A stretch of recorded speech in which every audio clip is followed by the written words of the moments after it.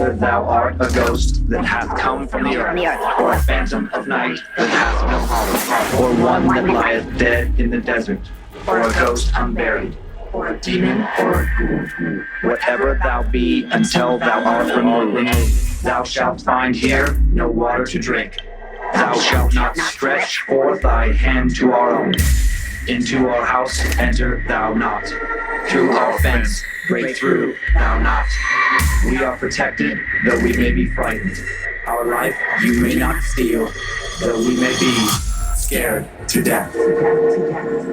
Welcome to Scared to Death, Creeps, Peepers, Roberts, and Annabelles. I'm Dan. Hello, Dan. I'm Lynze. Lindsay Lou. And Lindsay Lou has just a quick charity announcement, and then we are off and running today. I know. I love it. Let's get right to it. Okay, so this month's charity, for those of you who listen to both shows, you know that over on Time Suck this month, Dan covered a cult that convinced people that being thin was the way to eternal life. Mm-hmm. And that, coupled with my own eating disorder and body dysmorphia, led us to donating to Project Heal this month, a nonprofit working to, quote, break down healthcare and financial barriers to eating disorder healing.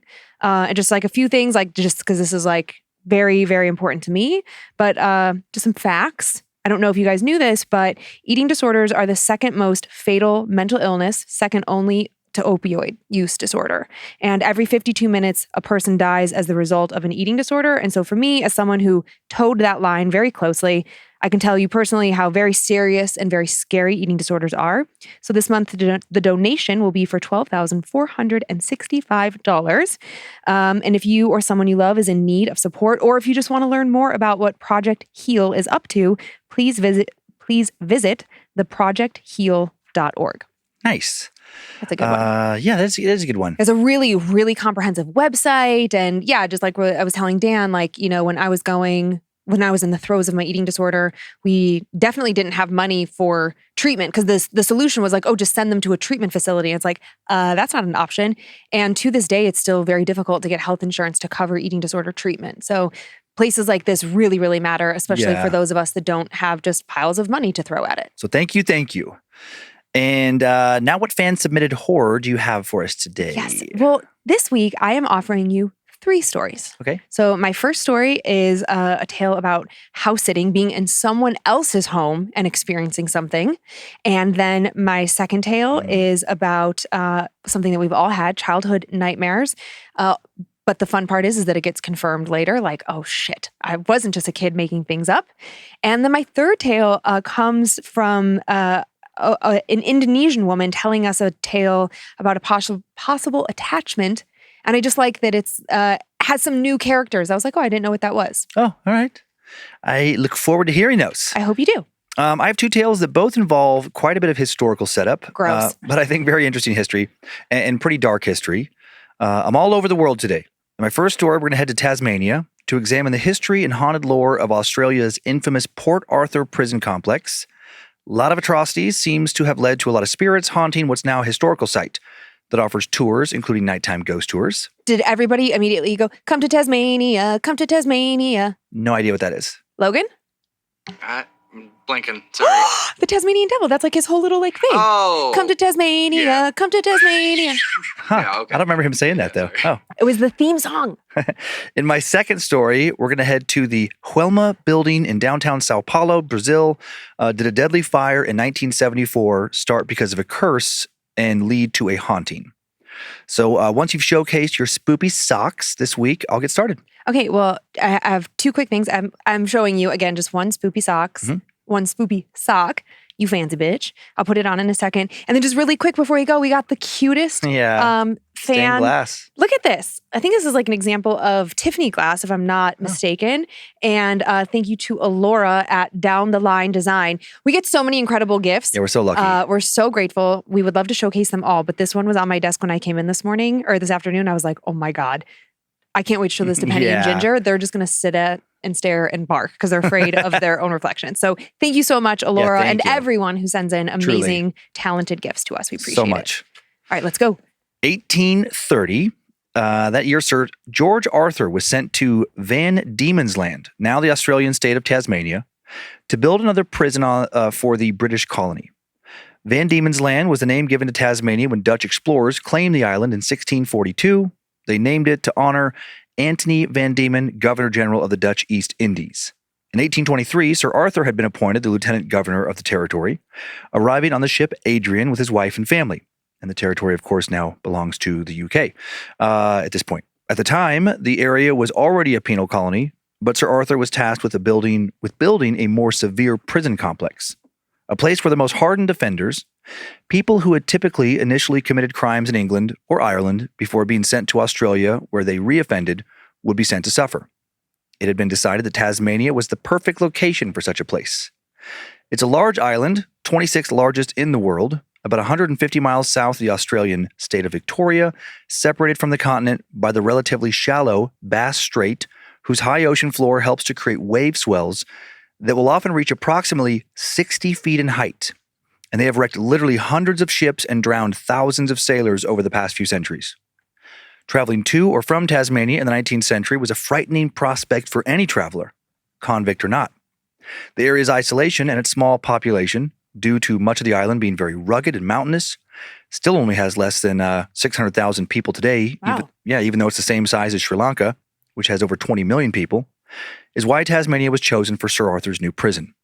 There, convicts would labor out of sight and out of mind from most of the rest of Australia's population on the mainland, a population that would very likely never see any of the convicts should they try to escape, thanks to the island prison being surrounded by rough and shark-infested waters.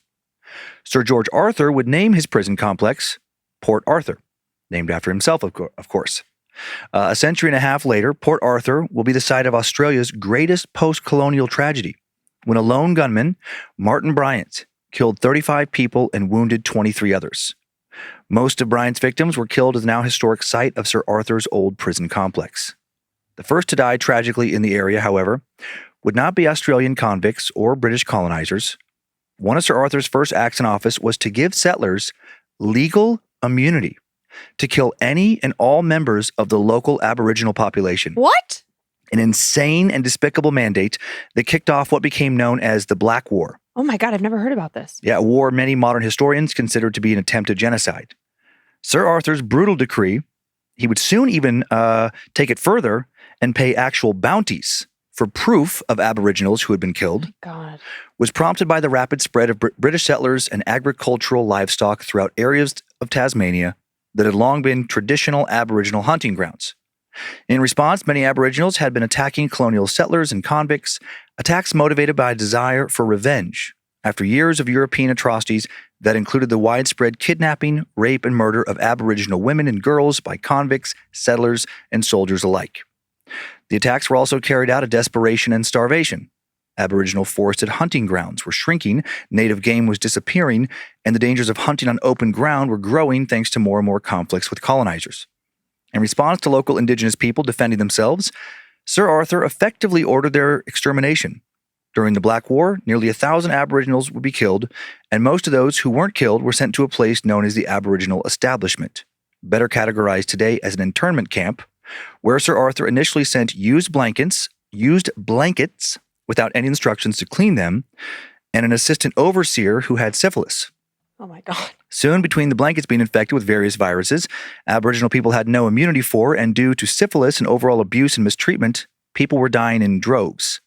The mortality rate for Aboriginals climbed to over 75% of the local population. Then, to cover his own ass, Arthur lied about this mortality rate and distanced himself from the atrocities he was responsible for by setting up a committee called the Aborigines Committee and putting them in charge of dealing with the, quote, problem of the Aboriginals. Now he could blame this committee for any sins that he had actually set in motion. The committee continued the horrible mistreatment of locals, its overseers ignoring any measures that would have saved them, like giving them condoms, which they did give to British convicts and sailors. Finally, over the next several years, around 200 more Aboriginals were forcibly relocated to two smaller islands in Bass Strait, Flinders and Hunter Island, from which any escape was deemed to be impossible. After having broken the collective back of the local native population, Sir George Arthur now turned his savage impulses towards the convicts. His prison would be designed according to contemporary English philosopher Jeremy Bentham's penal plans for a panopticon, a circular-shaped building where all the prisoners could be continuously observed simultaneously by a single corrections officer, giving the inmates no privacy, very little humanity, and saving Sir Arthur's government a lot of money. His prison was taking inmates by 1833 and was fully completed by 1855. Once finished, the overall shape of the prison was that of a cross, with an exercise yard at each end. The prisoner wings were all connected to the surveillance core in the center of the prison, as well as the chapel in the center hall. And prisoners in all of the wings would suffer, both psychologically and physically. Food would be used to reward well-behaved prisoners and would be taken away as punishment for troublemakers. As a reward, a prisoner could receive larger amounts of food or even luxury items such as tea, sugar, and tobacco. As punishment, the prisoners would only receive a bare, not quite starvation level, but close minimum of stale and sometimes moldy bread and water that might be kind of clean. A torturous so-called silent system was also implemented to control prisoners. Prisoners would be forced to wear sensory deprivation hoods and made to stay silent. This was done in theory to allow time for prisoners to reflect upon the actions which had brought them there. But these hoods did not reap any rehabilitative benefits. They did, however, drive many of the prisoners at Port Arthur completely mad. And then, to more properly house these new mentally unwell prisoners, an asylum was built next door to the prison. Physical punishment would also increase under Sir Arthur. While his predecessors had not used capital punishment at all, Arthur would execute 260 people during his term in office from 1823 to 1836, leaving some bodies hanging and rotting for months in full view of all, as a warning to other convicts to not repeat the actions of the dead.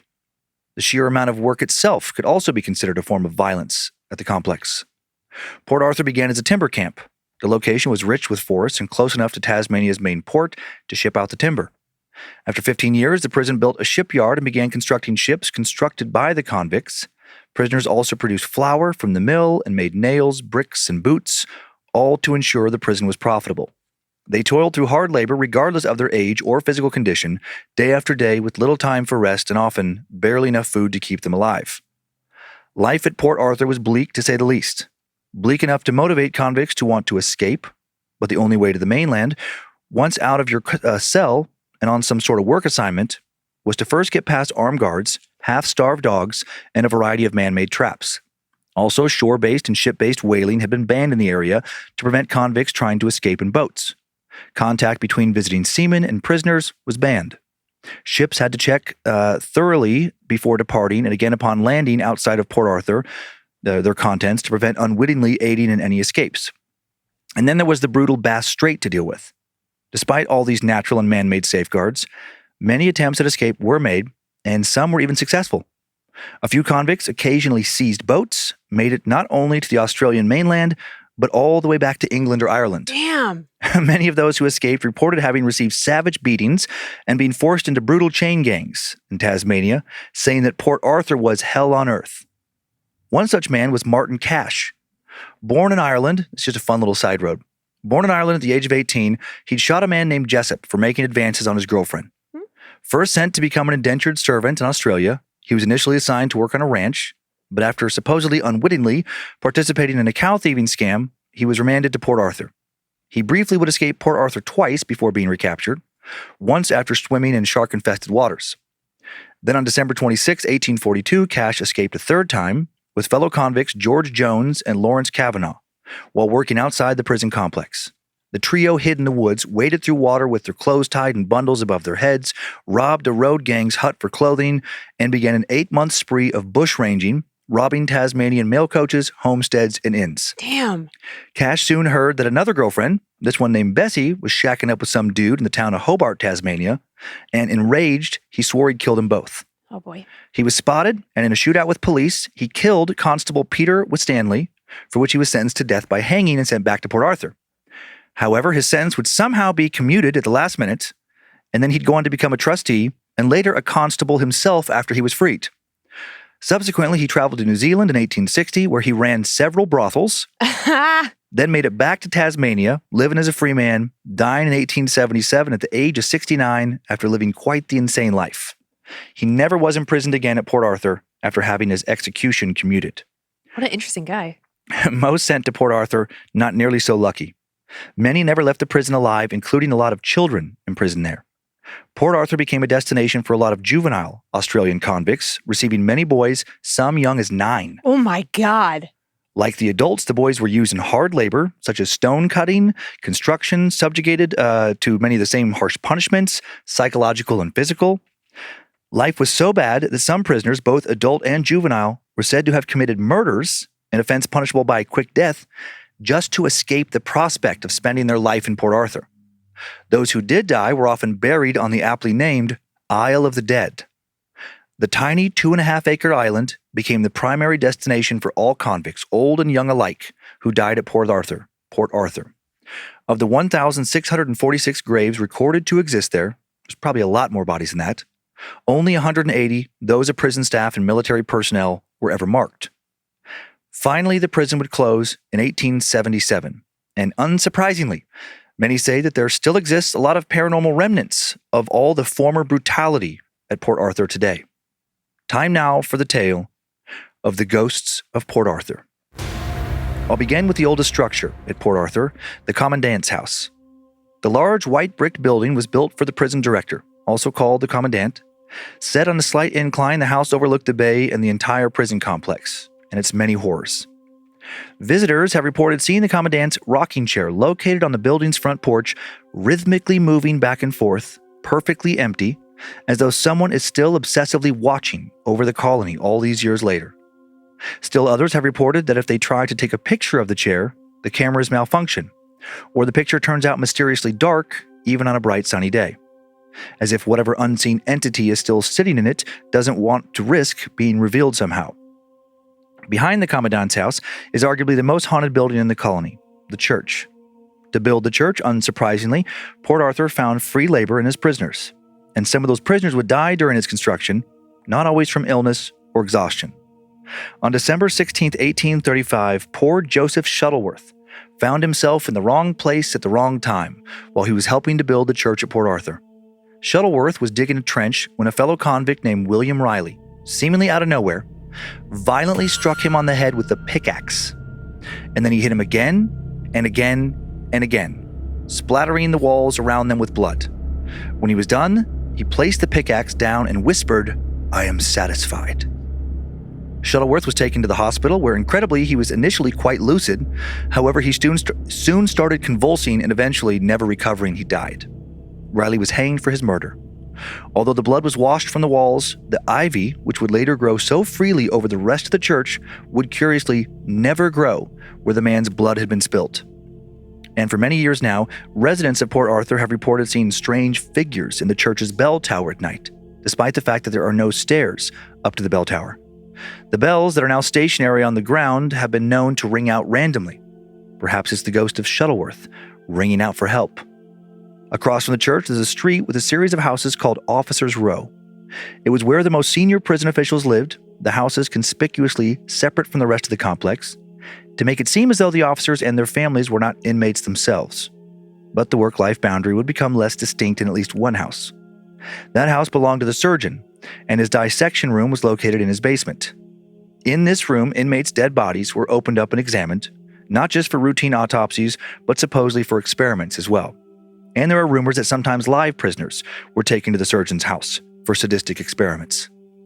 Walking into the old dissection room today, the temperature seems to drop drastically, far more than it should fall in an underground basement.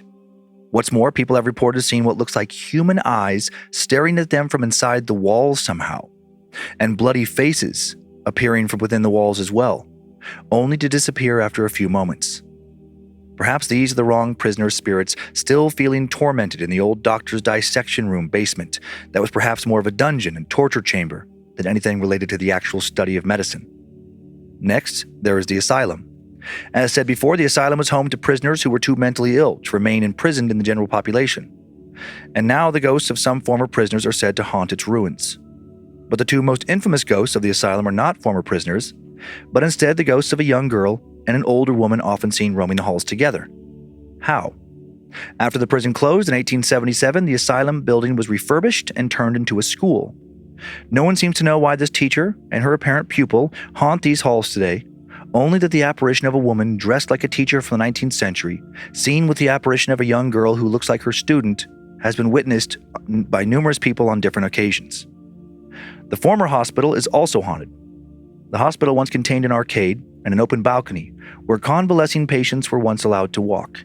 It could accommodate up to 80 patients and was often staffed by just one doctor, assisted by various untrained convict orderlies. And these men would assist the doctor in performing gruesome surgeries without anesthesia. One of these surgery recipients was a convict named Edward Howard. Howard tried to escape Port Arthur, but was shot through the upper arm, the bullet smashing through bone, and then apprehended. He was taken to the hospital, where the doctor dislocated his shoulder and then amputated his arm just below the joint. The doctor then cauterized the severely bleeding remains of his limb with a hot frying pan. And Howard was sent back to work on a chain gang 2 weeks later. The fuck? He may still think he's working on the grounds of Port Arthur. A shadowy, one-armed apparition has been reportedly witnessed walking around the site of the old hospital. The hospital was abandoned after Port Arthur closed in 1877. It was eventually purchased by the Catholic Church, who converted it into a boys' home. And I wonder, did those boys hear any screams from the ghosts of those who'd suffered and also often died on the surgeon's table? Screams said to still be heard on the old hospital grounds today. Did the same ghostly figures that some have claimed to see and hear in recent years wander through their bedrooms searching for lost limbs, crying out in agony at the pain? Speaking of boys, one of the saddest stories from the site's former days housing juvenile offenders is that of a young boy who was sentenced to death. Today, people report hearing the cries of a young boy at night, just like the cries he was said to have made leading right up to his execution, begging for his life to be spared. Arguably, the former prison complex's most famous ghost is that of William Carpenter. William was 27 and a farm laborer from Essex when he was sentenced to the silent system. Only allowed to walk outside covered with a hood, sentenced to solitary confinement otherwise, William soon began looking for a way out and found it.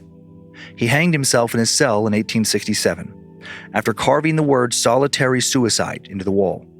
If you ever decide to visit Port Arthur for a tour, you might pause in front of a door to his cell in the so-called separate prison.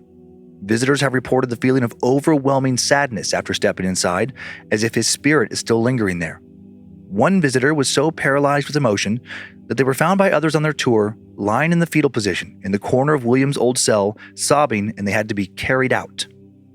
Finally, the Isle of the Dead is also, not surprisingly, supposedly haunted. What I didn't mention when talking about this little island before was that various prisoners were assigned to work on the island as a resident gravedigger. They were forced to live alone on the Isle of the Dead in a small wooden hut. Mark Jeffrey was the most infamous of all Port Arthur's gravediggers. He was accused of manslaughter and sent to Port Arthur directly from Ireland. And one day, after seeing smoke billowing up from a fire on the Isle of the Dead, some guards went to see what was happening and found the hut burned to the ground, and Jeffrey standing nearby, babbling nonsensically. The gravedigger begged the guards to take him back with them to the main prison complex, saying the devil had appeared to him, destroyed his hut, and left him half sane.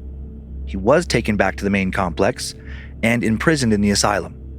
After his death, he seems to have possibly returned to the Isle of the Dead, where his spirit can still be allegedly heard babbling about the devil and God knows what else. Today, the former Port Arthur convict settlement lies mostly in ruins, and has been in ruins for well over a century. As the Hobart Mercury, a paper published not too far away, proclaimed in the late 1880s, the buildings themselves are fast going to decay, and in a few years will attract nobody, for they will be ruined without anything to make them worthy of respect or even remembrance. The new residents of the Port Arthur area were glad to see the old buildings crumbling, wishing to distance themselves from the area's dark past. After the penal settlement at Port Arthur closed in 1877, the land was auctioned off and the site was renamed Carnarvon. Carnarvon, no longer there, and not to be confused with the small city of the same name in Western Australia. In 1895 and 1897, fires swept through the new township and reduced to ruins many of the old buildings, including the hospital, the penitentiary, and the so-called separate prison.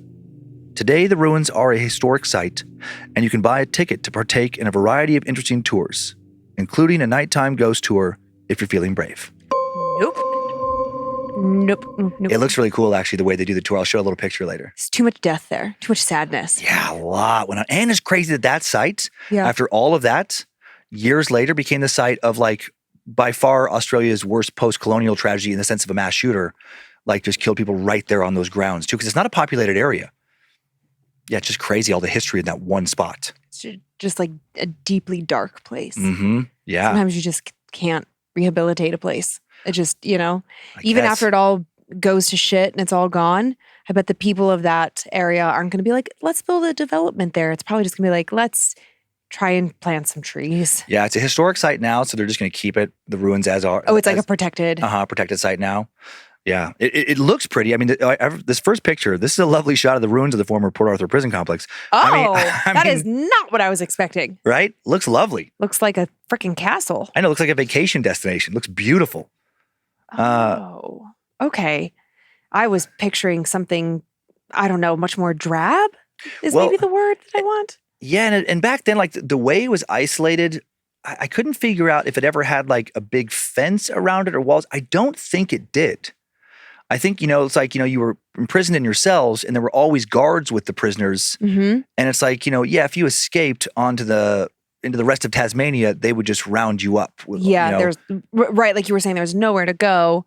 Yeah, I mean, it's I not can't very. believe that one guy escaped 3 times. I know, and I can't. Shark-infested waters, like what? If this was Time Suck, I would have went much deeper on him and like, how the hell did you escape execution and then you should do a little short suck on him. maybe on the guy? Yeah, he sounds like a nut, like in a fun way, in an entertaining, educational way. People oftentimes forget, but like for Western fans, like we had our Wild West here in this country. Australia had arguably an even wilder West. Oh, really? Like in the 19th century, they had little like boom towns and bush, and they had these people called bush. They referred to them as bush rangers. They were just like bandits. Okay. They just lived that outlaw life, but over there, very similar to cowboys of the Wild West, getting in shootouts and all kinds of stuff, but with an accent. This next one's a photo submitted to the UK's Daily Mail. It's definitely the only difference, just an accent. This is of an alleged apparition captured on window? film. Yep, you can see the face in that little window at bottom left. And then we'll go to one more photo where it's been like they circled it, look a little closer. Yeah, I saw like a white spot. I don't know if I see a face. I feel like I see the eyes, the nose. It's like a face looking. Oh, I see it, like a side. profile, like a side profile. And maybe the hint of their shoulders and body below. Okay. If you wouldn't have said that, I just saw like a weird white blob. But now that you point out like that kind of the profile. Yeah. Yeah, It almost looks like the Phantom of the Opera mask. Oh yeah. He starts singing. So here's a picture of the complex in the 1870s, right before it got shut down. I mean, it does look really quaint when you just see it across the water there. I know. If you told me that was a hotel in some little fishing village, I'd be like, oh, that looks great. Yeah, it looks awesome. Yeah. Here's a postcard from 1926 depicting what life had been like for the prisoners. Ugh. Bunch of guys working together to plow a field, chained together, while a guard with some sort of big stick watches them. I'm sure he was not. Do you see there's something at the end of his stick? There's a rope with something at the end of it. Oh, that's probably he was whipping him. Yeah, I'm not sure what was at the end of that, but some sort of something to long distance whipper. Yeah. It almost looks like there was a guy in the very back with a plow. Oh, there sure yeah, is. Like sure is. They're using them as manpower. Yep. Oh, Those. yeah. Yeah, that line of guys. They're the mules. Man, we don't know hard labor. Not like that. Not like that. Mm-mm. Finally, here's some people on a ghost tour of Port Arthur, and I love that they give them lanterns. I don't know how I feel about that. That'd be so cool. They're probably just Coleman's. I'm sure it's fine. I doubt that they're. Oh, yeah, not like a little flame, like a whale oil or something. But I just love the thought of being able to go on a ghost tour. Like it's dark, there's no lights, like have no lights come on, no electric lights, and then you just have this little lantern. It would just really add to the spooky factor. I mean, it's great for production value. Yeah. It makes me want to go even less. La la. That's all I got. Okay, that was really interesting. We don't get a lot of tales out of Australia. I mean, we have like a decent amount, but not a ton. Mm-hmm. Yeah. Yeah, I think that's the first time we've been to Tasmania, to that state. Come to Tasmania. Now we're going to go to a country. I think I've told a story from there before, but I'm not positive. I'm pretty sure, but very rarely. Do you want to go to Brazil? Oh, yeah. Oh, I feel like we were in Brazil with like something about 2 police officers, and I think in the end he threw himself off the edge of a cliff or something. It was a story that you told. Oh, I know what you're I'm talking speaking about, and I feel like that was in Peru or something. It was South America, I think, but I don't think Brazil. I don't think. Me and Brazil, we don't really get along. You want to return there for a story, though? I guess. The Huelma Building is a 25-story high-rise in downtown Sao Paulo, Brazil. or was. It's been renamed. The building was completed in 1971, stood for just 3 years before needing to be largely rebuilt, and then reopened later as the renamed Flag Square Building. On February 1st, 1974, an air conditioning unit overheated and started a fire, a massive fire, and the entire building would be engulfed in flames within just 20 minutes. 756 bank employees were working inside the building that day, and at least 179 of them died. Damn. Some bodies were never found, and around another 300 were injured. The Huelma fire is still one of the worst skyscraper fires in history, I think third most deadly. Crazy. The interior of the building was furnished with flammable items such as wooden furniture, curtains, and carpets. There were no emergency lights, fire alarms, sprinkler systems, or emergency exits in the building at the time of the fire. When the fires began to spread, anyone inside the upper levels had only two reasonable means from which to escape: the elevators or the one common stairwell that ran the full height of the building. There was a third option that sadly many people felt they had no chance but to take: jumping from a window, the roof, or a balcony. Sadly, the fire could have easily been avoided. The air conditioning unit on the 12th floor that started the fire needed a special circuit breaker that was unavailable at the time of installation. Instead of waiting for it, the unit was activated by bypassing the 12th floor control panel. And then over the next several years, the circuit breaker it needed for proper functioning was just never installed. Oh, cool. No, great. And at 8:50 a.m. in the morning of February 1st, 1974, the unit finally short-circuited and overheated. An individual in another building first reported the fire when they saw smoke. First responders arrived at 9:10 a.m., 20 minutes after the fire began. They requested backup, which arrived by 9:30, but traffic jams prevented them from getting there as fast as they normally would have been able to. By that time, the flames had almost reached the roof and had already blocked off the building's only stairwell. The fire never spread past the 15th floor because of a lack of flammable material in the stairwell. The first responders' ladders could only reach the 14th floor, and the fire department vehicles tragically had no water when they arrived to dampen the roaring flames. Everyone trapped on the upper floors could not use the stairs because of the smoke and the heat, and firefighters could not ascend past the 11th floor. About 300 employees were evacuated before conditions worsened, and more people escaped using the elevators. Clara Lucia Diaz Gomez was one of the first people to smell smoke. Good job, buddy. And flee the building. She was quoted as saying, "When I got there, the flames were already racing up through the building. Already people were jumping from the windows." A secretary who was trapped on the upper floors but survived said, "We went through the unimaginable, from trying to shrink to hide from the flames as they licked the ceiling to using dead bodies to protect us from the fire. It was Dante's hell." Many remaining employees climbed onto balconies. 171 people went to the roof. A helicopter rescue was attempted, but there wasn't enough landing space. 80 people hiding under tiles on the roof were luckily found alive after the fire burned out. However, many of them were badly burned and otherwise injured. Of the 40 individuals who jumped, all died immediately on impact. Damn. A group of 13 people who tried to escape in the elevators died of smoke inhalation, and then their bodies were burned beyond recognition. Their blackened corpses were found huddled together in a final group embrace. They were never conclusively identified and were buried together in a large plot called the 13 Souls Grave in the São Pedro Cemetery. This tragedy would lead to increased fire safety regulations throughout the world. The Huelma building was closed for 4 years for reconstruction, and rumors of ghost sightings first started during the rebuilding process. Time now for the tale of a fire and a curse. One of the survivors of the fire was a man named Alvaro, who worked in the building with his brother, Volkimar. Volkimar died of asphyxiation from smoke inhalation. In 1979, Alvaro decided to turn his brother's story into a film, and production was continually interrupted by paranormal occurrences. For example, after filming the death scene, one of the photographers noticed that the camera had captured images of people who were not members of the cast or crew. In 2004, part of São Paulo City Hall moved into the old Huelma building, a move some initially resisted.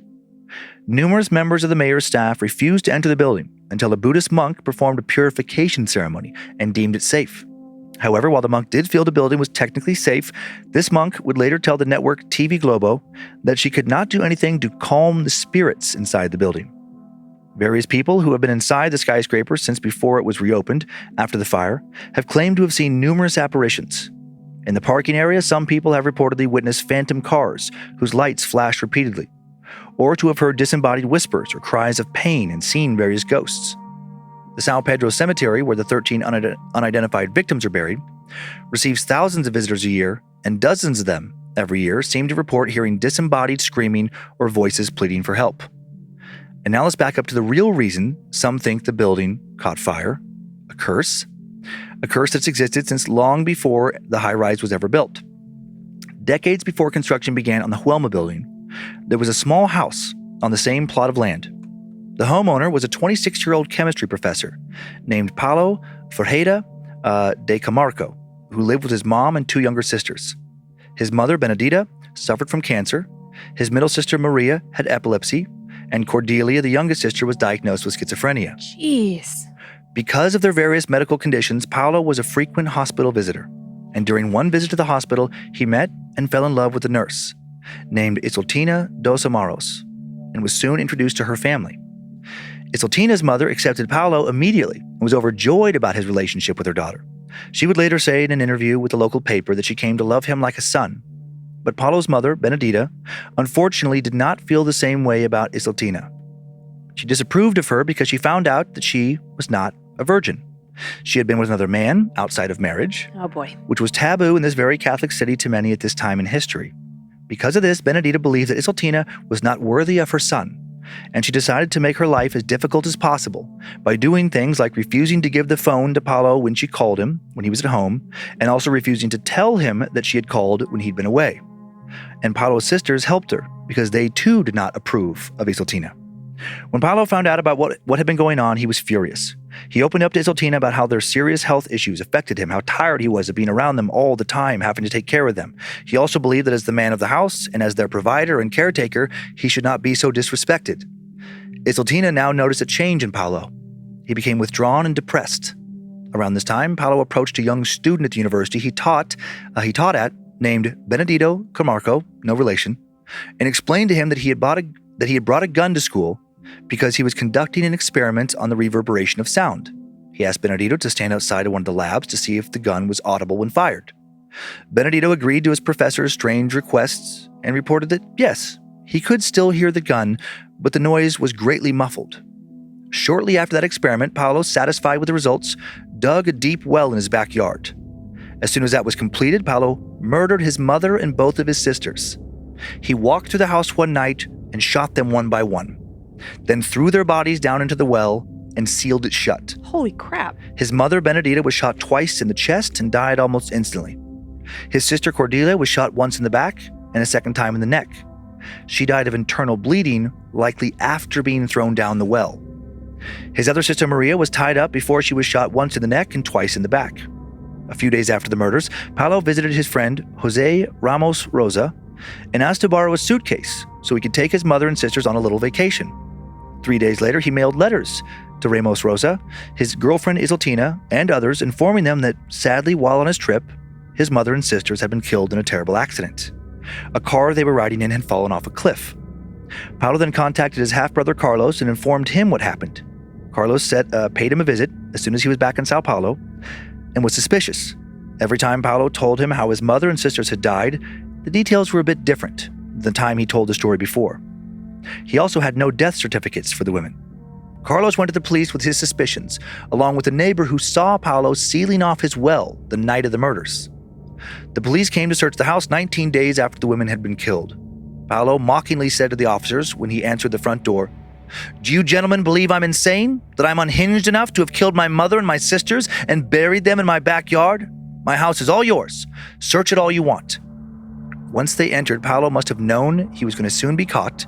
He locked himself inside his bathroom and, using the same gun he'd murdered his mother and sisters with, shot himself in the heart. The police theorized that Paulo killed his mother and sisters because they would never approve of his relationship with Isoltina, and also because he was tired of taking care of them. Strangely, one of the firefighters who recovered the bodies from the well died of a rare infection just days later. His death is the origin story of the curse. The curse that now some now began to believe. Oh my God. Drove Paulo insane and led to him killing his family and then himself, the curse that led to the firefighter's death, and the curse that led to, decades later, nearly 500 people being injured or killed in a high-rise fire. Some who buy into this curse possibility believe that the land had been cursed for centuries, as it was the location of a pillory where numerous enslaved people were tortured and murdered by Portuguese colonizers. For those who point to this curse as the true source of numerous tragedies, they now wonder when the curse will strike next. Did you say a pillory? Yeah, it's like a So where you make pills? no, it's like a stock, like olden times people would put their like head and hands through this wooden holes, and then they would be like put on display for people and as a punishment. Yeah. It's a type of one of those. Oh. Where basically like people would be left out, whipped, just tortured and stuff in Jesus. full public view. Great. Glad I asked. Yeah. But yeah, so 2 stories where like the land where the stories are set seems to have just been the site of, many, many tragedies going back a long, long time. Yeah. I have some crazy pictures. Okay, I bet you do. One's very intense. Okay. So yeah, warning to anybody checking our socials, I guess, regarding these pictures. But this first one's a pic of the Huelma building taken in the early 70s before the fire. So that's how it looked after completion. This next picture is the Huelma building while burning February 1st, 1974. Holy shit. Yep, just engulfed in flames. Jumping in the middle? I'm not sure what that object is. It looks like it could be falling. Well, this next picture is somebody did capture someone in mid-jump. They jumped. Oh, God. Trying to catch that fireman's ladder below them. Several people would try that, and no one made it. Well, no, that wouldn't work. Yeah, but just, ultimate desperation. I know, because I wrote down, like, would you jump? Possibly, yes. I think, it's like, what's the flame started to lick me, yeah. Right, what's the worst fate?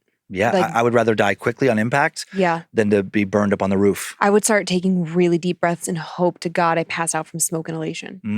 Yeah. Like if I knew that like my death was imminent. Right. Yeah. I mean, it's amazing that some survived on the roof and in other places by like covering themselves with bodies or roof tiles or whatever, and they did make it. Yeah. Wild. In this final picture, the 3 murder victims that led to the curse, supposedly Paulo's mother and his 2 sisters. All because his girlfriend was a dirty slut, huh?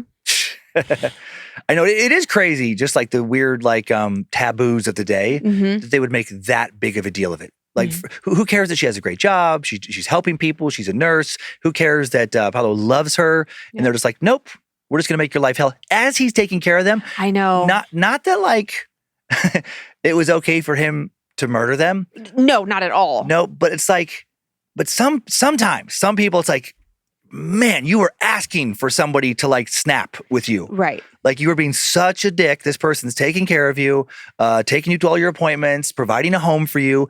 And then you're going to shit on their girlfriend.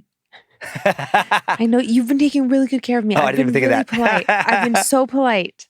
I haven't complained once. Yeah, that's all I got. Yeah. Brazil's a crazy country. You've never been there, right? No, I've never been. Yeah. I know you've been, but yeah, not me. Like immediately when you started talking about it, I just quickly very much flashed to like being in traffic there. And I think you experienced this in South Africa, but like I had never Chaos. Yes, it's like you come to a stop sign and then all of a sudden there's just people everywhere knocking on your windows trying to sell you phone chargers and umbrellas and bottles of water and candy. And I was like, what the fuck is happening? And I just remember like, because we were with a group and they were like, do not roll your windows down, do not make eye contact, do not engage. And then, it was just wild. I don't know. Yeah. And I was in like, sorry, just to finish that thought. I don't want to categorize all of Brazil that way, but that was my experience in like the 4 cities. Yeah. I was in like 4 major cities. Yeah, huge cities. And that's all I walked away with was like, this place is insane. And Sao Paulo is one of the biggest cities in the world. I think top 3 or 4. It's a crazy place. Yeah. I experienced that in South. I remember in Johannesburg. And I'll never forget this one guy. It was so long ago now. But, I got kind of used to it being over there because I was there for like a month over in South Africa. And people would come. And usually they would have like, items that you might need. A bottle of water. Yeah. A bag of chips. Yeah. A phone charger. That kind of thing. And I'll never forget this one guy. He just had a big clock. and he appeared just to have one. He just, I saw him multiple times. I'm like, man, Flavor Flav? you're just hoping for that clock payout. Just like everything's riding on this clock. It's like that's Flavor Flav's inspiration. Yeah, it was just such a random thing, and not even a digital clock. Just like a big round, what looked like an alarm clock, like an old school one you'd put on your nightstand. This is a while ago, but even at that time, it was like way dated. Everyone was. I know you're old, but my God, it wasn't that long ago. Everyone was already using like their cell phones for the most part to wake up. And I was like, okay, that's an interesting business plan. That's all he had. That's all you could find. I wonder if people would like try and like take a picture with him and then he would charge for photographs. Maybe. Clock guy. Clock guy. Do you know Clock Guy? Yeah, maybe. That's funny. Yeah. Yeah. Well, desperate times. Mm-hmm. Desperate times. Okay. Well, that's all I've got. Oh, okay. Well, that was fun. That was good. Yeah. It was great. I drank my little Italian soda. Good job. Got some sugar in my system. I'm trying to get off caffeine. It's hard. Mm-hmm. Oh, I feel like now it's like day like 5 that I've just been on decaf and I feel okay. I feel like I got over the hump. Yeah. Yeah. Good job. Yeah. Couple headaches. Couple cranky moments. But I did all right. What Layla do you have this week? I have a little pink Layla. Just like your pink sweater. We match. Mm-hmm. All right. Well, let's dive in, Daniel. Okay. Hey, guys. Hello.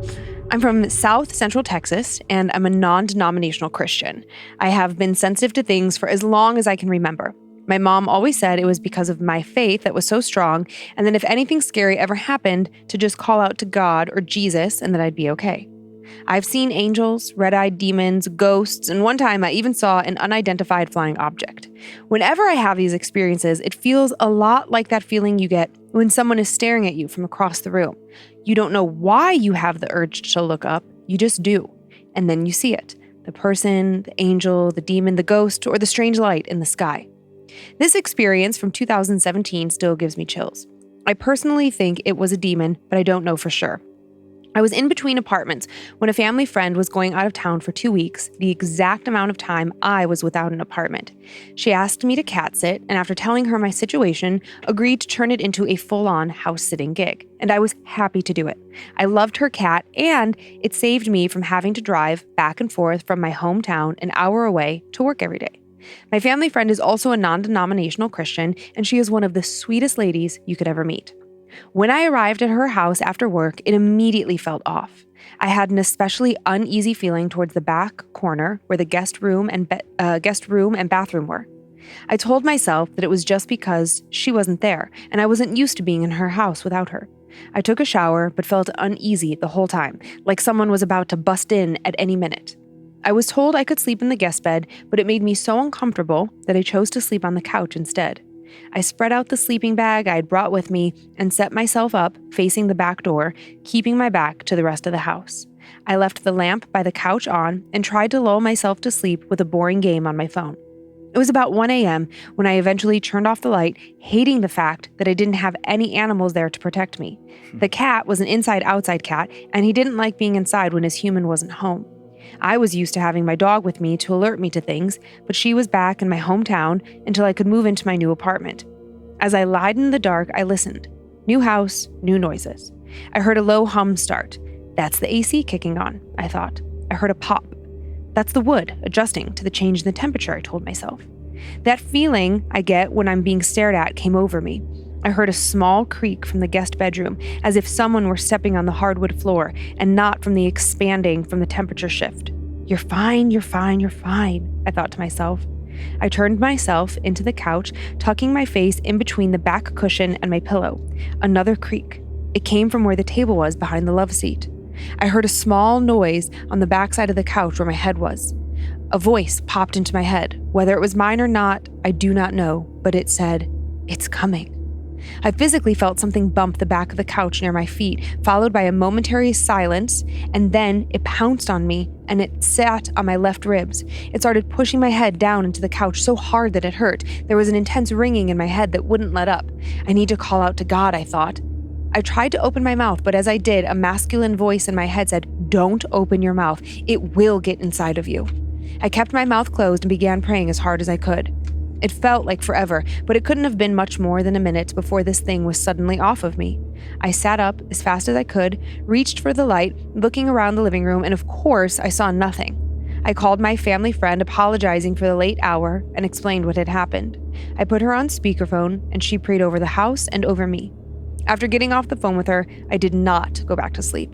I put on Christian music and waited for 5 a.m. I got up, rolled up my sleeping bag into a messy wad, locked the house, and went to IHOP. I had my breakfast and then went to my job to sleep in my car for an hour before covering my 8 to 5 shift, feeling dead on my feet.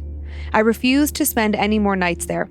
I fed that cat every day and then made the hour-long drive to my parents and then back every day until my new apartment was ready. When I tell this story to my friends, they insist I had sleep paralysis. I can assure you, I did not. But if it makes them sleep better at night, then fine. Think what you want. Love, Peeper Gone Creeper. I like Peeper Gone Creeper. I know, it's cute. Yeah, I always like to think about like the supposed rules of these. Okay, again, going with like there was this entity, Yeah. and it was trying to get inside her. Pretty funny that like it would need to enter your mouth. I know, I love that. I mean, and who knows? Like we don't know anything about like these things. Like if they're real, it's like how they operate. Yeah. But that is interesting to think that like it could come over here. It could start to attack you. But like if you were just like keep your mouth closed, Yeah. you can like fend it off, or maybe just the thought of doing that, like the belief, the faith that will work. Yeah. Could like, counteract what it's trying to do. I was envisioning her like opening her mouth and how you kind of open your mouth and take a deep breath, her just like sucking in the demon. Like I've seen that like sequence in horror movies and Exactly. It's so creepy. It's so creepy because then you just imagine that demon like spreading out in their body and taking over. And then it's just like, that's it. That's not that person anymore. It's now. But how come they can't just go in through the ear? That's another open hole. Oh, yeah, they would lead right to your brain. Yep, be just as easy. Doesn't require any opening of anything. It's just an open door. Yeah, I don't think I've seen that. That would be like a fun twist in like a scene in a horror movie. Oh my where, God. where the person's like, fighting it off and they're closing their mouth and it looks like, like this mist, this demonic mist, it just stops. Yeah. But then it just kind of lifts and then it just goes to the side and then it just goes whoop, just right in their ear. How come it doesn't go in your eyeballs? That would also be so creepy. I was thinking about like how you get like, a fleck of something in your eye, which is like, or like if, you've ever been on like a bike ride and you get like a little gnat in your eye and you're like, oh, what if that little gnat gets in there and then it little demon bug trickles up to your brain? Yeah. That'd be so fun. That actually would be such a fun way to like start a horror movie where it's just people, a family out for a bike ride and just, that's such a common thing like, and then the kids start acting really weird and then and they just like can't trace it back, but you as the viewer know like there was this one naughty little gnat. I know that's funny. For a possible upcoming nightmare fuel, I have had this recurring thought of a little bug that is not of this world that infects you. It could go in your ear. Like a little climb up your butthole. Demonic type little bug. Can it please go in your butthole? Yeah, it could. That's such a funny thing. All right, well, are you ready for another one? I am. Okay, we're off to Ireland. Hey there, guys. Here's my story about... Will you do this one in an Irish accent, please? I will not. Oh, okay. I don't do accents because I don't have an ear for language, as they say. So if I'm around it for a really long time, I will start to like pick it up just kind of naturally, like in my sponge-like manner. But will you now?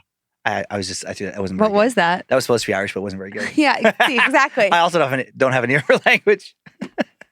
I'm just imagining Kyler's flying to Dublin tomorrow. He's off on a trip with his friends and... Oh, hello there. Like just some crazy like that's not caricature of an old-timey Irish accent. But Kyler gets so into places. I can see him starting to talk with an Irish accent. Yeah, it was like he's been in Germany for a week and he already isn't saying Munich, but he's like writing München. And I'm like, buddy, you're in Munich, okay? We are heading to München tomorrow. Wow, you're really good. I know, it's a gift. Wow, unbelievable. Did you learn that at finishing school? I did. Wow. We had a language course. You did? You did all languages or just... Most of them, like 25, 30 of them, something like that. And you can speak all of them fluently? Oh, yeah. I can do the accent fluently. Oh, okay. But the language is a little... We learned that it's customary when you're in another country to mimic their accent. Oh, yeah. They like that? Yep, they find it endearing. Do you want to give us any examples before I move on? Or do you want to think about it and save it for the end of the show? No, I don't know. Oh, you're laughing. Okay, fine. I was taking it very seriously. Hey there, guys. Here's my story about growing up in my home in Ireland. I grew up in an old home in Ireland, a small bungalow in an old part of the town by the east coast of Ireland, where I still live to this day. It was myself, my dad, my mother, and my older sister. When I was young, I always had nightmares and saw things in the dark. I never really had proper, restful sleep and then it would be followed by periods of insomnia. I couldn't look at the posters in my room as my mind made it seem like they were talking to me. I wouldn't hear anything, but I'd see them move their mouths as if they were trying to tell me something. As I often tried to drift off to sleep, I'd swear I'd see something moving. My nights were full of me being on high alert until I eventually passed out from the exhaustion of it all. I often heard sounds in the night as well. It could be a simple, soft knock or a gentle scratch. Sometimes it would escalate and sounded like someone flicking the side of an empty wine glass over and over. If I raised my head from the pillows, these sounds would stop at once. But as I laid my head back down and was about to fall asleep, I would hear them once again, keeping me up and in a state of fear all night.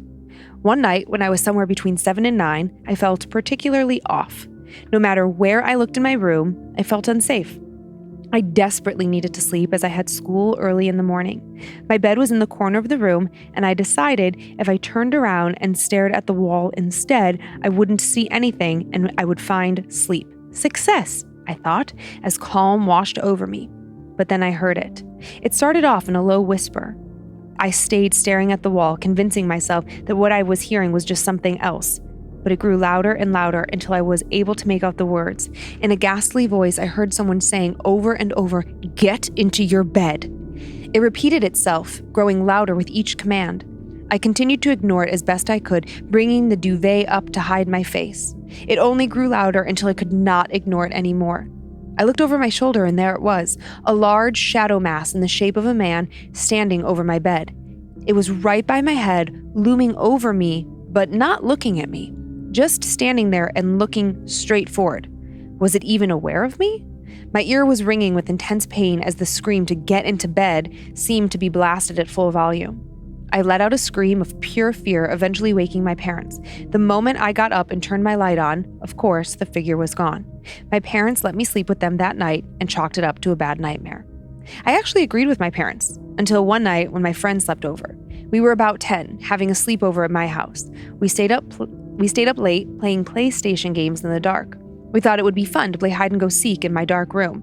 My room was fairly large, so one person would wait by the light switch and count while the other one would hide somewhere in the room, whether it be in the corner, covered by a blanket, or under the bed, and so on. Realistically, there were not that many places to hide, but that didn't keep us kids from having a good laugh. It was my time to hide. I grabbed my duvet and was going to hide between my bed and my closet when I saw it.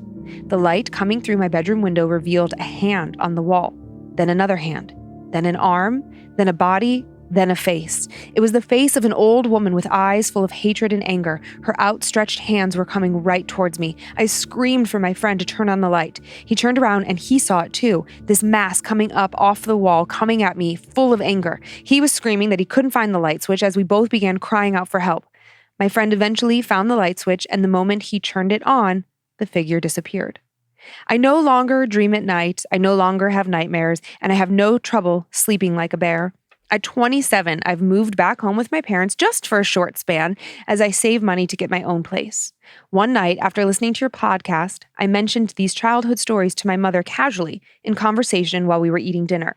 She froze and then told me to repeat these stories once more, giving me her full attention. She then informed me that as a kid, my sister, whose room was across from mine, was also hearing noises, scratches, and the like, and that her wardrobe doors and closet doors were opening by themselves and lights were being turned on without anyone switching them on. My mother eventually went into my sister's room when no one was home and shouted at the spirit that it was not welcome and that it had to leave our house. She then had a priest come and bless the house as well. My mother, sharing my sister's stories, brought some validity to what I experienced as a child, but that just makes the situation a whole lot worse. I still get chills thinking about it. Gabriel. I bet, Gabriel. Yeah. I thought that was going to take a different turn for whatever reason, or just my mind went different when they brought up their mom. Yeah. And I was just thinking, as a parent, how bad you'd feel if, like, your kid or kids are complaining about, like, we were seeing this old lady or whatever, this entity in their room, and you're like, no, it's just your imagination. No, that didn't happen. That didn't happen. And then, like, years later, you see it. Oh man. Or you find, like, more witness cooperation. It's like, I feel so bad. I mean, actually, just thinking about, like, Monroe, where her bedroom is. Mm-hmm. There's a giant tree in our front yard. Oh, yeah. And she would be freaked out. And, like, we were always like, oh, it's just the tree, like, close the curtains or whatever. But then all these years later, I would talk about hearing something in the house in Kyler's room.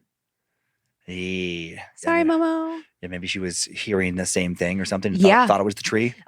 Yeah, because she would like say like it was like scraping the window. You know, that's a very specific sound, a tree branch hitting a window. It's like uber specific. And I don't think that those branches shouldn't reach the window, not even close. Yeah, yee. Whoopsies. Listen, when you're a tired parent, okay? Right. When you're just like, please go to sleep. Please. I just want to get the laundry done and go to bed myself. That's all you want. Yep. You just want to get to bed. Little stinkers. And then you wish for it later. I know. She doesn't want me to come in her room and snuggle anymore. It's nope. Really upsetting. Okay. You ready for one more? Yeah. My nose, I keep feeling a sneeze. Yeah. I can feel the tickle. Hello, Dan and Lynze. Hello. Hello. I've been meaning to share my story with you guys, but, you know, work gets in the way. Anyway, my story happened when I was 16. I was living in Jakarta, Indonesia at the time, and was seeing this guy during the summer holidays. We were all third culture kids and went to an international school in Jakarta. Most of us in the story are of mixed race descent, half European or something else, and the other half Indonesian. We all speak Indonesian and are all familiar with the Indonesian culture and superstitions. So, 2006, I was seeing this guy, Andy. He seemed nice enough. Long story short, that summer involved a number of weird ghost hunting activities initiated by Andy and his pals, and it would later bite him in the ass. One day, we were talking about haunted places in and around Jakarta, and one of the guys mentioned there's this area called Hambalang. It was a sort of super housing complex project that had its own mall, sports facility, etc. Kind of like an exclusive town all of its own. This project had started a few years before, but the company went bankrupt and they never finished. The streets, the layout, and the structures of the houses were already built, but the homes didn't have windows, roofs, or doors. Creepy. One of Andy's friends, Danny, suggested we drive through this empty ghost town and see what we find there. Stupidly, 5 of us decided to go along with Danny, who drove. The roads in the complex were just gravel, and the grass was all tall and unkept. There was a barricade, but it was just hanging off to one side. Clearly, other people had already gone into ghost hunt or do whatever. Once we passed the barricade, it was like driving through a scene of Resident Evil. Complete darkness except for the moonlight. Danny, who is a poster child for toxic masculinity, rolled down his windows and kept shouting out things like, if I see a kuntilana, I'm going to ask her to suck my dick. Kuntilanas are the spirits of women who've died while pregnant. He also said that nothing would ever happen to him because his parents, quote, passed down a power to him called White Tiger. Why I ever associated with this creep, I'll never know. It's so cringy to think about now. As I looked out the window, I saw a flash of something in one of the houses. I kept it to myself and immediately looked down at the floor of the car. I planned to keep looking down until we left Hambalang. I was so freaked out and felt so uneasy that I was repeatedly saying things in my head like, I'm really sorry, we didn't mean to disturb anyone or anything. Anyway, we eventually left, drove back to the city, and that was it. Hambalang was a bit of an unsuccessful ghost hunt. A few days later, Andy rang me at 2 a.m., completely scared and stuttering. He told me he was hiding under the covers because there was something in his room. He could just feel it. He kept saying that he could feel something looking at him, but he didn't know how to explain what it was. This went on for 30 minutes until he eventually decided to ring his ustad. Andy is a Muslim, and I was raised Catholic, so I guess an ustad is the equivalent of your local pastor or priest. He had me on his cordless phone and then used his mobile to ring the ustad on a speaker. He told the ustad what he told me, that there was something in his room and he could feel its presence and it was making him very uneasy and giving him cold sweats. The ustad asked him, Andy, did you and your friends go looking for trouble recently? Andy then told him about how he went to Hambalang a few days before that. And then the ustad said, Andy, I can sense there is a spirit of a young woman in your room who maybe doesn't know she's dead yet because she died tragically in a car accident. The accident must have happened somewhere near Hambalang. If it was her and her boyfriend survived the accident. And here's the thing, Andy, you look just like him. She must have followed you back. The ustad then told Andy that he would spend the rest of the morning praying for this woman's spirit and told Andy to recite some of his own prayers. I could hear Andy repeating his Bismillah prayer over and over. He said he felt better and would call me if anything changed. When I heard all of this from the other line, I started to freak out. All these thoughts started running through my head like, what if she knew Andy and I were seeing each other? Would she come for me next? Thankfully, I didn't experience anything and life for me was as normal as usual. One of the other guys said he started experiencing some strange poltergeist activity, like his watch would go missing and then he'd find it in the garden a few days later. Like many teenage friendships, it all fizzled out and we didn't really hang out with each other much after that summer. 7 years after that incident, Andy and I caught up over drinks and of course the story came up. He said he still remembers that moment and feeling so very clearly and that he'll never forget it as long as he lives. I have never gone ghost hunting since, and I don't intend to put myself through that kind of anxiety again. I just live vicariously through your podcast and horror movies. Kay. Thanks, Kay. And then just like I was like so curious about the Kuntilanak. Okay, so according to the web, she's a well-known and infamous ghost in the Indonesian and Malaysian cultures. The vampire she's a vampire with long hair and white clothes, and is not only infamous for securing men, but also preying on newborn babies and feasting on female blood and placentas. So fucking creepy. And is also the Kuntilanak, we've also heard of her, is called the Pontianak, usually takes the form of a pregnant woman who's unable to give birth to a child. And I know that we've had the Pontianak in somewhere. I know we've been to Indonesia in some of my stories. I don't remember that entity, but maybe. Or maybe I'm saying it's Pontianak, or maybe I'm saying it incorrectly and it's just not. But I have vague recollections of some other Indonesian tale with her there. Yeah, I would love to go to Indonesia someday because it's like I think Jakarta is like a pretty futuristic type city, like very, very modern in parts. I know nothing about it, but I'm down for any adventure. Yeah, I want to say like Indonesia, like tech-wise and just like as far as like architecture and stuff, if I'm just pulling this out of my memory bank right now, but just like... You have a good memory. But just like really crazy like skyscrapers and just kind of like in, what is it, Qatar in some places, in like around the Saudi Arabian Peninsula, where it's just like so futuristic. Yeah. And just like so much money put into these like, commercial and residential developments that just look like, how is that on Earth now? Right. Just compared to what we have now, it's like, it feels like they're like decades ahead. Where is it that there's that like indoor, I think it's in Qatar or... Yeah, Qatar. But it's like I remember seeing this, maybe it was on social media, maybe it was here, but it's like or maybe Monroe showed us. It's like an indoor like mall, I'm going to call it, but it's like apartments and everything. Then there's like a train that runs through the middle of it. And so it's like you like leave your apartment and you step onto this train. That's designed for, it hasn't been built yet. Oh, it's okay. Concept is, I can't remember which country it is. It's somewhere in the Middle East. Maybe it's Qatar. But it's this crazy new type of city that they were going to like build in the desert, where it's just like a big line. Yeah. And it's not like in a canyon or anything. Like they could, build out, but they're just like planning for transport and stuff, and they have these like high speed, like basically subway system that just goes back and forth. And I imagine on a couple different tracks, and everything is built along that. So it's just like very all narrow. Inside because it's the desert and it's like scorching. Yeah. So it's like you're like in. So I don't know. It's so hard to explain because I can't. I don't remember the inside part, but maybe the big chunk of it is. Yeah, but they have some like plans for like designing some new cities. Yeah. That look like it might as well be on Mars or something. So wild. Yeah. I was telling Dan, this is just a random thing, but just look up California Forever. That's like a wild thing where these like billionaires, these tech billionaires are trying to just build a new city by buying up a bunch of farmland outside of San Francisco.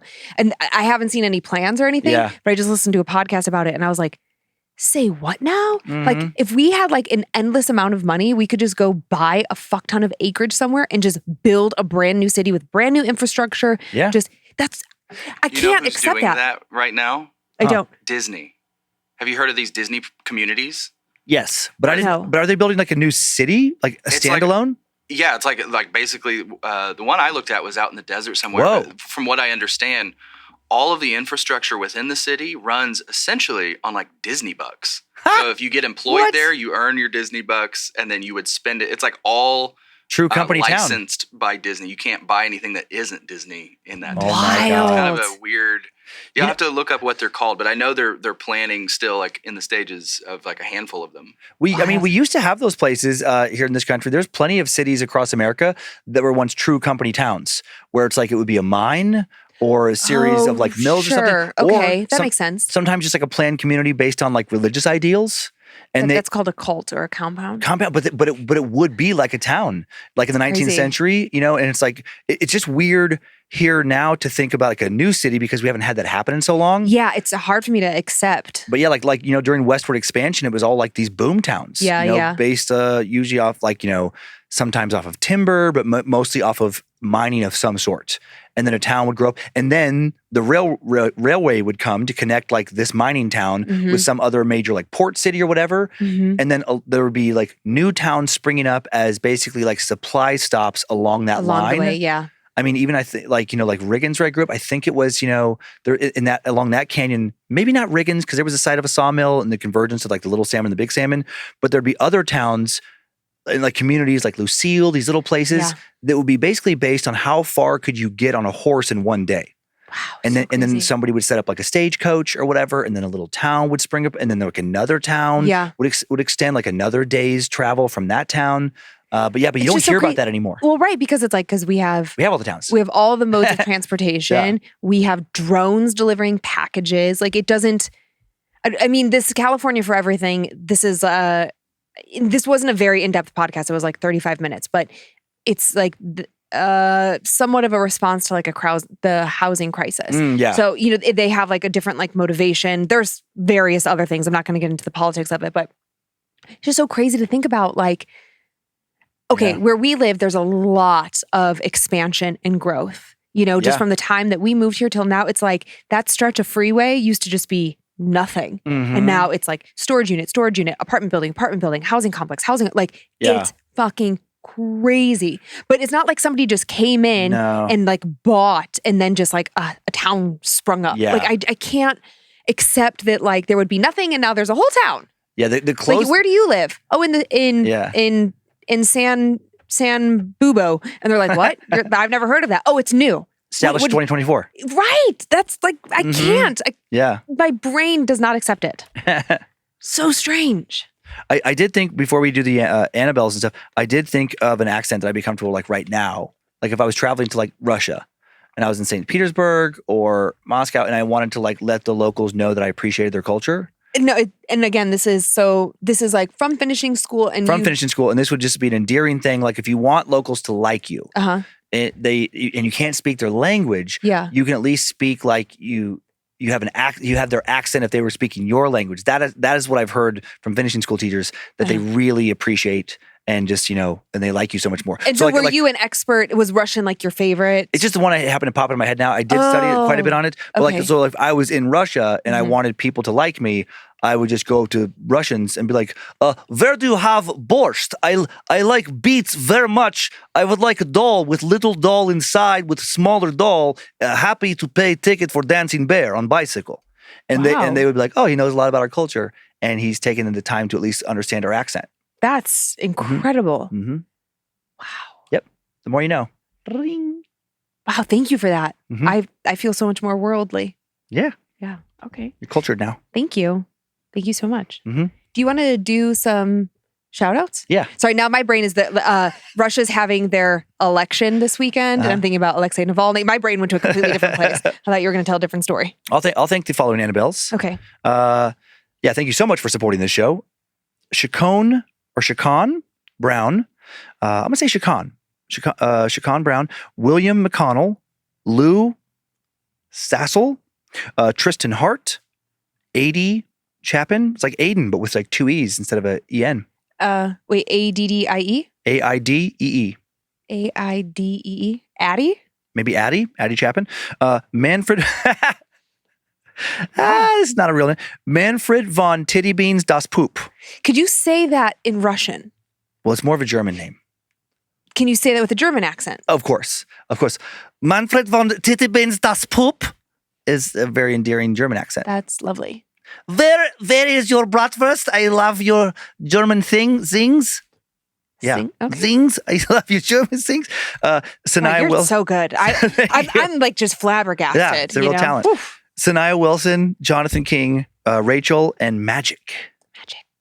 I would like to thank the following Annabelles. I will only be using my English accent, my American accent. Alexa Simpkins, Han Key, Crystal Luther, Moises, James Keith Roberts, David Dickens, Keith Connellan, Jade Smith, The Little Pisces, and Teresa Renner. Are you related to Jeremy Renner? Just kidding. And then I just have a few spoopy shout outs. Cool? Yeah, Okay. To Dalton from Darcy, happy birthday. To Melinda from Melinda, happy birthday to me. And to Kirsten from Peter, you are the most amazing person I've ever met. Thank you for being the best thing that's ever happened to me. Aw. So sweet. Now I had that Ray LaMontagne, one of our wedding songs. You are the best thing. Ba-da-dun-dun-dun-dun. Okay, that's our show. Did you learn how to sing in finishing school? I did. I learned how to do music with my mouth. Wow. So a lot of people can sing. They might be like, you are the best thing. But what they can't do is like, do-do-dum-dum-dum, bum-bum-bum-bum-dum-ding. That is a lot. Takes a lot more practice. Do you have a favorite instrument or musical sound that you like to make with your mouth? The air banjo. Mhm. Wow, that's I've been playing that a excellent. long time. Wow. Mhm. Are you professional? Yeah. Oh, yeah. Cool. That's our show. I hope you learned a lot. I learned things about you that I didn't even know I didn't know. So this was eye-opening. And I feel a little less than, you know? You should. Because you haven't been to finishing school like I have. And learned so many things that are important. Okay. I'll work on it. That's our show. Thanks for continuing to send in your personal tales of terror to mystory@scaredtodeathpodcast.com. You can email us for everything else, including finishing school information at info@scaredtodeathpodcast.com. Do you think finishing school should get its own email where people can submit finishing school questions? Oh, God, no. Thanks to Logan Keith. So great. Thanks to Logan Keith for editing and publishing today's show. Thanks to Heather Rylander, organizing the My Story emails. To book editor Drew Atana, polishing and preparing listener stories for book number 5. Thank you to producer Sophie Evans, finding the first story I told this week, and Olivia Lee, once again, for finding the second. We are on YouTube if you want to watch the show, on Facebook and Instagram, where we post pics that accompany episodes and more at Scared to Death Podcast. We also have a private Facebook group, Creeps and Peepers, full of fellow horror lovers. Big thanks to the All-Seeing Eyes, the Creeps and Peepers moderators, who continue to be fantastic. Enjoy your nightmares, Creeps and Peepers. Hope you were scared to death. Bye. If spirits threaten me in this place, fight water by water and fire by fire. Banish their souls into nothingness and remove their powers until the last trace. Let these evil beings flee through time and space. Evil may pass through, but hath no home here within, scared to death.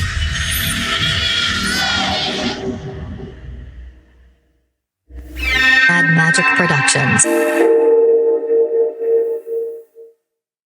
You could go in your ear, Like a little climb up your butthole. demonic type little bug. Can it please go in your butthole? Yeah, I could. It's such a funny thing.